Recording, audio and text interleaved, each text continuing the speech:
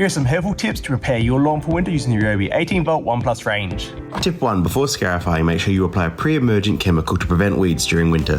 The RYOBI 18V 15-litre chemical spray is a game changer. It eliminates manual pumping and allows for an even spray. Tip 2 is to mow your lawn on the lower setting before scarifying. This will make the job so much easier.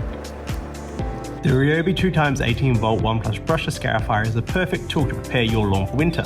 Tip 3 is to scarify your lawn before winter sets in. This will allow extra oxygen and nutrients to penetrate your lawn, keeping it looking healthy throughout. Tip 4 is when using your 18V RYOBI seed and fertilizer spreader. You want to spread a low nitrogen, high potassium fertilizer.